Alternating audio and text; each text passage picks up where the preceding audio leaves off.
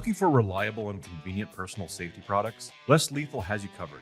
As Canada's only authorized Byrna distributor, we provide a range of products for recreation, protection, and security. Explore our Byrna launcher lineup, including the LE, SD, TCR, and Mission 4, designed for different levels of performance and protection needs. We also offer the Banshee personal safety alarm, designed to protect children, women, and vulnerable individuals. Because your safety is our top priority. Shop now at lesslethal.ca. All right, Revelstoke is the destination today, and for good reason, we are at the Revelstoke Railway Museum, and Doug Mayer joining us. Thanks so much for taking the time to talk about the museum. Glad to help. I should tell you, on the way in, we were stopped as a train passed by. It was very authentic. It set the stage as a kilometer-long train full of potash cargo was going by. Tell me, first of all, and we'll get to this wonderful structure beside us in a minute, but tell me a little bit about the history of the museum and how that came about, because it's quite wonderful. It's a great stop for families. Okay. Well, in the late 80s, there was a group of people here in Revelstoke that were interested in railway history, and that 88 is the year that I moved here. And one of the first people I got to know was a fellow that had a wonderful model railway in his basement, and he was part of this group that was working towards getting a museum. And so he asked me if I'd be interested in joining, and so I said sure. And one thing led to another, and the local businesses got involved supporting it. Local businessmen, the mayor and the town council were all in support of it. And we were able to come up with the funding through government grants and lottery grants, that type of thing. And the museum was built under budget by a local contractor. Oh my goodness! So when you build local, yeah, this is what happens. All this wonderful wood that you see here was milled locally, and all the construction workers were local people. So it's very much a community facility. So now, if you go back one layer before that, there was a reason to have this museum. There was a reason to have this, of course, focus on railway here. Yeah. Give us a little bit of the history that makes it so important that we'd even have a museum. Well, when the railway was built in the 1880s, Revelstoke was a natural location to have a major locomotive servicing facility. And as you'll see later on when we go down to the other end and take a look at our version of that roundhouse, Revelstoke just got bigger and bigger and bigger. And as a former museum director said, in the early 1900s, the city of Revelstoke was like a focus for the railway, right? Generally a hub. Very much so. And it was and still is the division point for 250 miles of railway, the Revelstoke Division, which goes from Field, BC to Kamloops, BC. Okay. Okay. And why was that so important at the time? I mean, that must have been shipping lumber, timber, mining. There was some local industry, but really this is a resource railway and pretty much always has been, right? And so Revelstoke was at the start of the worst of the mountain grades, right? Between Revelstoke and Lake Louise, that's the worst grades on the railway. There are other locations that have steep grades, but this is the toughest operating section on the railway. A high-ranking Canadian Pacific manager once told me that if you can hire engineers and conductors out of Revelstoke, you're going to get good men. Because the operating conditions were so difficult, they knew how to be locomotive engineers and conductors. It was really hands-on, really doing the job. Yeah. Okay, so now how far back does the railway system factor into Revelstoke, and does the railway bring the population to Revelstoke, or was it already kind of here? How did that work in Revelstoke was a location that the local indigenous people used. They would come here for fishing, because prior to the hydroelectric dams being on the Columbia River, salmon came all the way up here to spawn. And so the local indigenous people came here to fish during that part of the year, and then they would go somewhere else to gather their supplies, okay? And as well as the fish, there was a lot of berries and that sort of thing.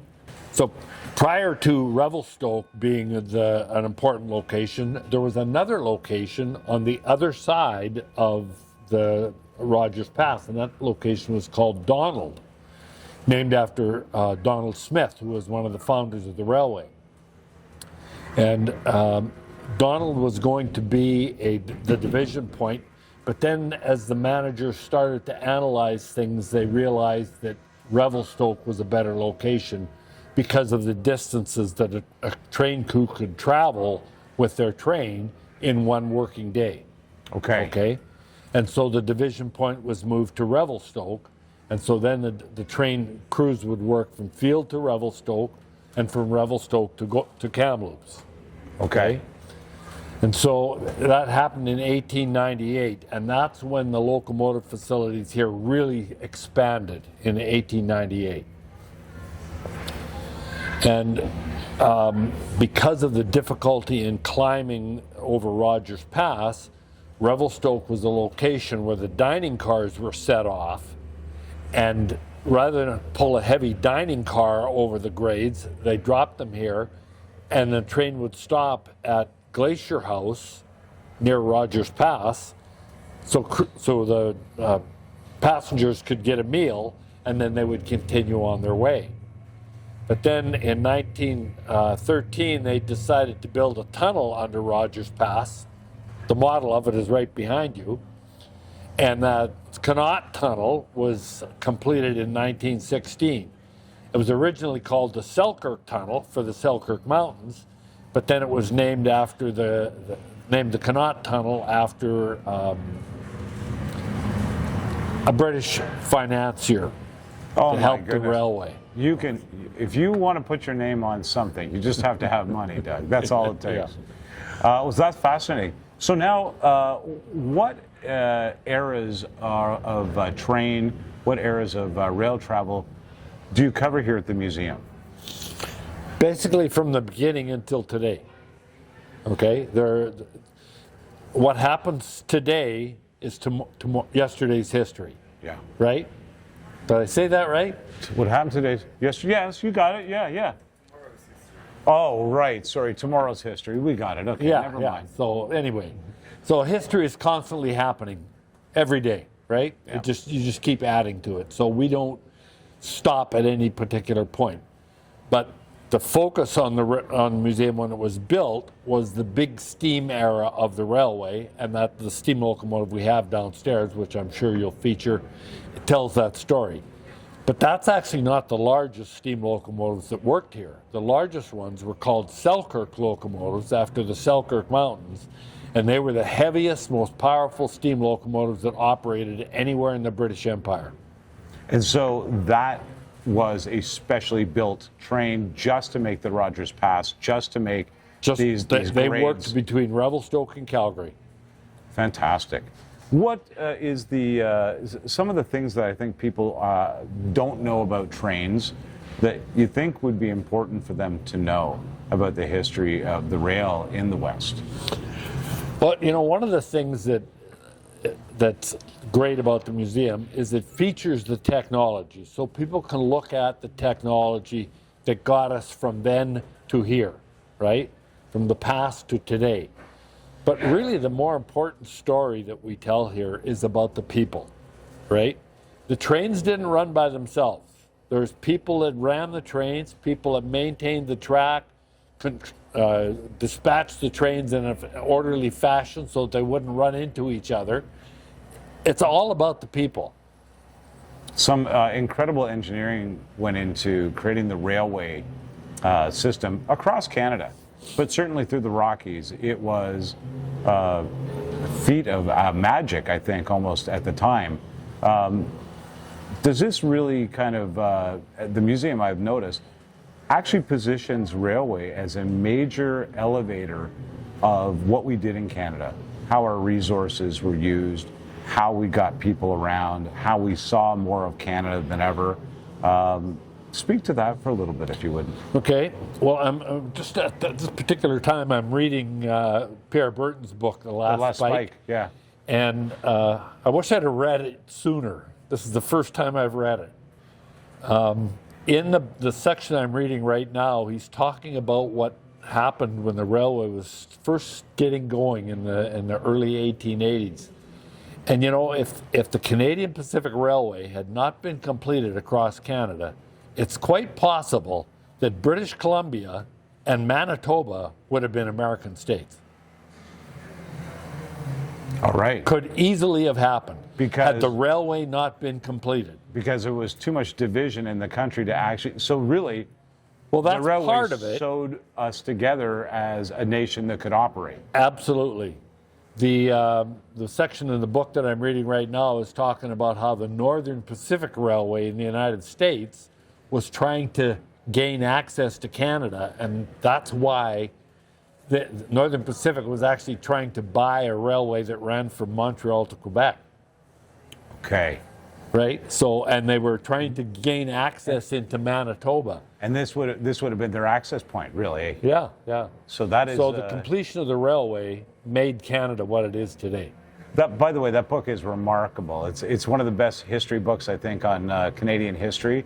Pierre Burton knew what he was doing, and I'll recommend it. Tell me a little bit about what people will find in the museum. What are some of the features of the museum itself? Well, we have the steam locomotive, the 5468, Yep.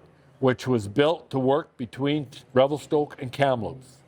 And it did also work sometimes from Revelstoke to Glacier in Rogers Pass. And then outside we have a diesel locomotive number 5500, which was the first of its type in Canada. And we have a selection of rolling stock out in the backyard. But I think the more important things are the things that you can read inside the museum. In this upper gallery here, behind your videographer here, there's a section we call Revelstoke is a Railway Town. And it tells the history of Revelstoke as related to the railway.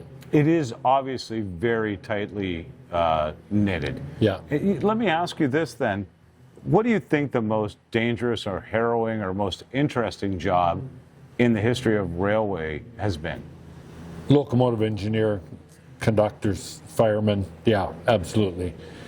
I've written a series of books called Canadian Pacific Railway on the Revelstoke Division. Okay? They're for sale in the museum, and all proceeds from the books go to the museum. Oh, fantastic. Okay? And in those books, I've featured several stories of accidents that happened. The collapse of the Surprise Creek Bridge on the other side of Rogers Pass killed an engineer and fireman. There's been many other wrecks where the engine crews have died, right? So that's probably the most dangerous job. And there's a thing that happened in the very early days of the railway, which you do not see anymore today. And that is that to go down the grades, the brakes had to be set up in such a way on the freight cars to control the speed of the train going down the grades. And brakemen had to walk on the roofs of the cars to operate the brakes. Oh my God. Okay. Now that going down a mountain, a very dangerous job.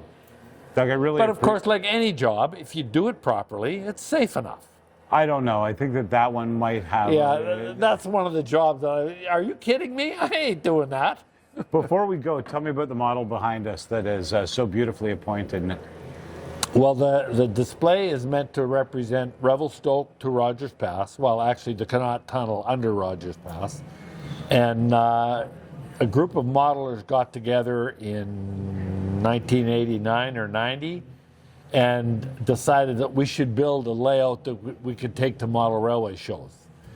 And that's what this is. It's built to transport.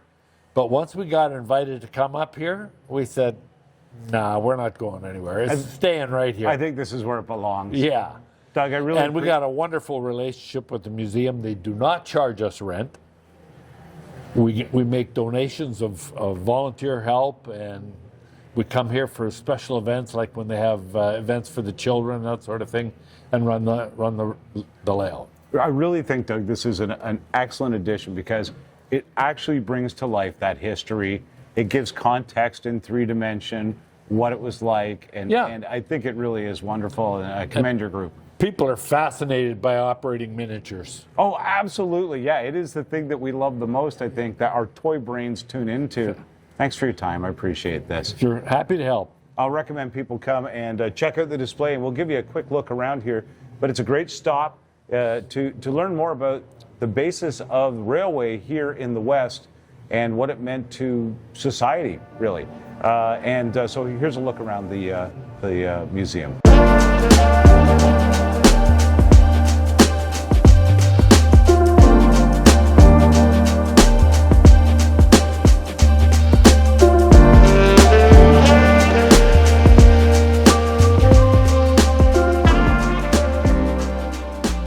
Well, from the wonderful museum that we just visited to a whole other world of what's happening in Revelstoke, Lydia Syme joins us from the Visitor Center right here in Revelstoke.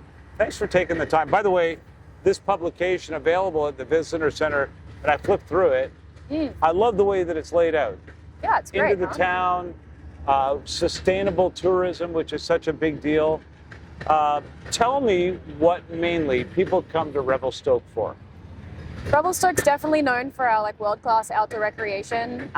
You're probably familiar with all the skiing and the heli skiing that happens here, Revelstoke Mountain Resort, just over there. We're also a massive spot for snowmobiling. People come from all across America to come snowmobiling here. I did not know that. Yeah, world-class. Lots of people think it's just the skiing part, but snowmobiling is huge as well. And then in the summer, it's like the diversity opens up. So we start going into whitewater rafting, world-class mountain biking, world-class alpine hiking. We've got 2 national parks in our backyard. And there's just all kinds of fun things to do in the summer. But I was going to say, moving on from outdoor recreation, people come here and then they discover our wonderful community and our thriving arts and culture scene, and they start to see, oh, this isn't just an outdoor recreation mecca. It's a real working town that has incredible culture and fun things to find. You know, it's interesting. We were going to wait till the train passed to do this. Yeah. But it was so important for me that people understand, and I don't know if you're picking it up in the background, that this is daily life. In Revelstoke, the trains run through here consistently, and that's why we went to the museum to start with. Great place to start, yes. Because there's Revelstoke. In a nutshell, this is where it began.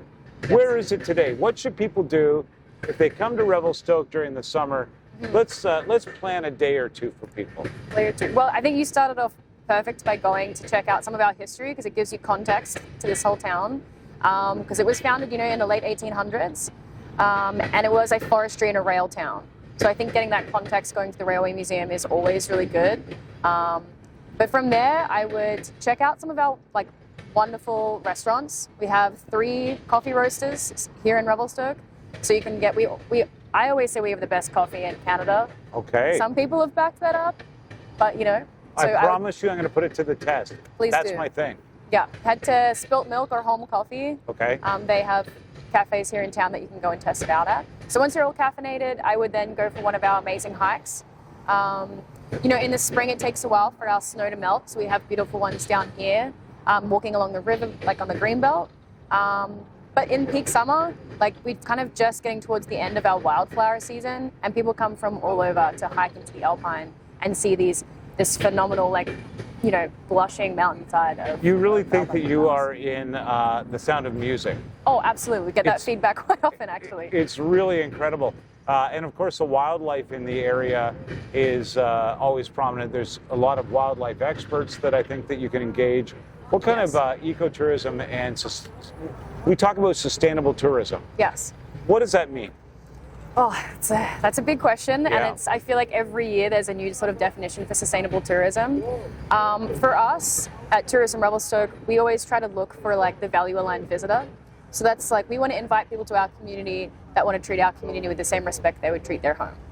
So that's pretty simple straight off the bat. That's a pretty simple And then also it's about sustainability is obviously about protecting and maintaining the environment, but it's also a multifaceted approach. So how is your community going to thrive? Is our economy going to thrive? Can businesses thrive? And at Tourism Revelstoke, we have a destination management plan. that kind of addresses all of these key areas so that we can make tourism work for our community. And we invest a lot of our money back in through community event funds, non-profit marketing support funds, and we just really try to give back to our community. I met your incredible staff here on the ground, but Yes. let's say that I'm planning a trip through the West and I want to make Revelstoke part of my plan. Is it best to kind of get in touch with you first about this and work outward from there? Yeah, if you go to revelstoke.com, that's our destination website, and there's itineraries on there, there's sustainability information, there's all the accommodator information, things to do, and that's just an amazing resource to really like build your snapshot of what you can sort of plan. And then of course the guys here at the visitor center, if you give them a call, they'll walk you through anything, and they even post these out to people. Like So I think we're all right, posting well, some out to Ontario next week to a family who's putting together a pack for her parents that want to plan a cross-country trip. I do recommend this because as you go through it, you can find out where to eat, what time of year, what's going on at what time of year. Yeah. You know, golfing was one of the ones that caught my attention, and I never would have thought Revelstoke and golf, Oh yeah. yet you have some incredible golfing experiences here. Yes, golfing is becoming one of our main attractors here. So the Revelstoke Golf Club, it turned 100 years old in 2024, which is really cool. That's pretty cool. It's a really beautiful, it's probably the most scenic course I've ever been to because it's surrounded by the Columbia River, beautiful old cedar trees. And then of course the Cabot is coming online hopefully like next year. I think they're opening up for pre-course inspections this fall. Oh. So that's just up the road towards Revelstoke Mountain Resort, and that's obviously more of a luxury product. It's going to be new for us here. That puts us definitely on the golf map moving forward. I don't want to brag, but I'm kind of an influencer. So this is for the sake from an influencer. This is an opportunity for us to give people the secret place that you're not going to find out unless you tune in to this podcast. See. What do you want think the that would secrets? be? Yeah. I can give you two. Give me two. Okay. And I'll direct you here after this. So there's lots of secret hidden artwork littered throughout Revelstoke and even up at the ski resort. When the one at the ski resort was launched, we don't even publish a map because it's meant to be a stumble upon, or if you're in the know, you can find it. So I can give you some locations of our art galleries downtown where you can go and find secret art. Fantastic. Yeah. And then my other one that I feel like a lot of people don't visit maybe because the water's really cold, but Lake Revelstoke is beautiful if you head up above the dam, and you should go check out the dam. There's a great visitor center there as well. Massive dam. And like the lake is beautiful. You go up there, there's no phone service, great place to switch off. There's some provincial parks for camping. But yeah, glacial capped mountains, like beautiful turquoise waters. Okay, so you got me at the artwork. I got to be honest with you. That is something that I always love in the West. There's a love in Western Canada for the artist. It's an inspiring place to live. I think it makes people make art, you know? It's true. I do appreciate this. And a website, if people wanted to reach out? Yeah, revelstoke.com. That's SEE revelstoke.com. Should be right on the front here somewhere. And get yourself one of these if you can. It can be mailed out to you. I really appreciate your time today. Thanks so much. Hey, you're welcome. Thanks for coming to Revelstoke. We're coming back in the winter, all right? You gotta. Okay, we'll see you then. All right, we're making our way up the second portion of the gondola ride to the top of Mackenzie Mountain. We are at Revelstoke Mountain Resort, recommended to us by the Visitor Center. I think this is an excellent, in the winter, it's a necessity. In the summer, it really is a luxury as you make your way to the top, watching the mountain bikers make their way down the trails, which, by the way, look somewhat challenging and really exhilarating. And just below us at the halfway point is the Pipe Mountain Coaster, which allows you to take a coaster all the way down, like a little roller coaster that you control, all the way to the bottom of the hill from the halfway point. At the top, we'll give you a look at what's going on. Although the view due to wildfires is not ideal right now, we can share some of this footage with you, and I'll recommend that you take a look at the website for Revelstoke Mountain Resort because they have all kinds of great imagery on there. And I will also say to you that this is an amazing ride on the gondola to the top. The surroundings, you're very close, you don't feel unsafe at any time, and you're very close to nature at a speed that you're not doing normally in the car through the West Coast. I'll recommend it here at Revelstoke Mountain Resort, whether you're mountain biking, skiing, snowboarding. Actually, they have a lot to do here. I saw a spa. I might do the spa. We're over 1,700 meters above sea level at the top of Mackenzie Mountain at Revelstoke Mountain Resort, and we're making the hike to the end of the point to the lookout. I will tell you this, it is absolutely stunning at the top, and the sky view is meant to be even more special. Let's go have a look at that. Okay, well, smoke is actually going to take us off the mountain, we've just been informed, but I want to share some facts with you that I looked up. We currently have 1,713 meters below us, and that's how far we came up on the gondola. There are 3,121 acres of skiable terrain, 4 Alpine bowls, 75 runs, and it's the longest run, the last spike. It stretches 15.2 kilometers. There's about 35 feet of snow on any given day on a good ski day here in Revelstoke, and that's what brings people here, the skiing. However, as I pointed out, the views on a normal day when the smoke isn't here, and the mountain bike riding, the terrain, and the natural surroundings make summer perfect for Revelstoke, in fact. And in fact, we've had a really, really good time here. I hope you will enjoy some of the footage that we'll share with you here, and I'll recommend that you reach out to the folks in Revelstoke when you're planning your next Western vacation.